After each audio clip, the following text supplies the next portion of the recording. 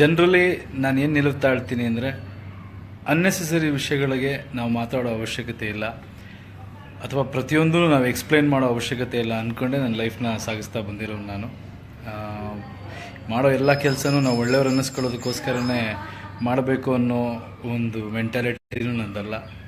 ಯಾಕಂದರೆ ಎಲ್ರಿಗೂ ಒಳ್ಳೆಯವ್ರು ಆಗೋಕ್ಕಾಗಲ್ಲ, that is the fact. So ಒಂದಷ್ಟು ವಿಷಯಗಳು ನನಗೆ ಮಾತಾಡಬೇಕು ಅಂತ ಅನ್ನಿಸ್ತೆ. Generally actions speak louder than words ಅನ್ನೋದನ್ನು ನಂಬಿರೋ ನಾನು. ಕೆಲಸದ ಮುಖಾಂತರ, ನೀವು ನಡ್ಕೊಳ್ಳೋ ರೀತಿ ಮುಖಾಂತರ ಒಬ್ಬ ವ್ಯಕ್ತಿ ಏನು ಅಂತ ತಾನು ಹೇಳೋದಕ್ಕಿಂತ ಚೆನ್ನಾಗಿ ಜನಗಳಿಗೆ ಗೊತ್ತಾಗ್ತಾ ಹೋಗುತ್ತೆ ಅನ್ನೋದನ್ನು ನಂಬಿರೋನು. ಸೊ ಅದು ನಡೀತಾ ಇದೆ ಜೀವನದಲ್ಲಿ. ಅದನ್ನು ನನ್ನ ಕರೆಕ್ಟ್ ಅನ್ನೋ ರೀತಿಯಲ್ಲೇ ನಂಬಿ ಅದನ್ನು ಬದುಕ್ತಾ ಬಂದವನು. ಬಟ್ ಕೆಲವೊಂದು ಡೆವಲಪ್ಮೆಂಟ್ಗಳು ಆಗಾಗ, ಅಂದರೆ ಒಬ್ಬ ಕಲಾವಿದ ಪಬ್ಲಿಕ್ ಲೈಫಲ್ಲಿದ್ದಾಗ ವಿಷಯಗಳು ನಡೆಯೋದು ತುಂಬ ಒಂದು ಚಿಕ್ಕ ವಿಷಯಗಳನ್ನು ಭಾಳ ದೊಡ್ಡದಾಗಿ ಅದು ಬಿಂಬಿತವಾಗುತ್ತೆ. ಅದರಿಂದ ಯಾರಿಗೇನು ಉಪಯೋಗನೋ ಇದು ನನಗೂ ಗೊತ್ತಿಲ್ಲ.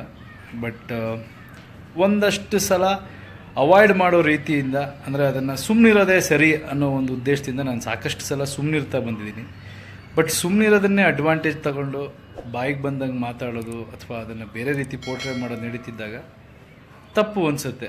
ಬಟ್ ಪರ್ಸ್ನಲಿ ನನ್ನ ಕೇಳೋದಾದರೆ, ನಾನು ಚಿಕ್ಕ ವಯಸ್ಸಿಂದನೂ ತುಂಬ ನೋಡಿಕೊಂಡು ನೊಂದು ಅಥವಾ ಕಷ್ಟಗಳು ನೋಡಿ ಬಂದಿರೋದ್ರಿಂದ ನನ್ನ ಹೃದಯ ಕಲ್ಲಾಗ್ಬಿಟ್ಟಿದೆ.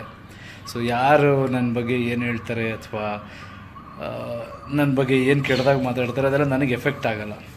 ಬಟ್ ಒಬ್ಬ ಪಬ್ಲಿಕ್ ಫಿಗರ್ ಆದಮೇಲೆ ನಮ್ಮನ್ನು ಪ್ರೀತಿಸುವಂಥ ಜನಗಳು 1000 ಜನ ಇರ್ತಾರೆ, ಅಥವಾ ನಾನು ಮಾಡೋದನ್ನು ತಪ್ಪು ಅನ್ನೋ ಜನನೂ ಇರ್ತಾರೆ. ಬಟ್ ಎಲ್ಲರೂ ಈಕ್ವಲ್ ಆಗಿ ಸ್ವೀಕರಿಸುವಂಥ ವ್ಯಕ್ತಿ ನಾನು.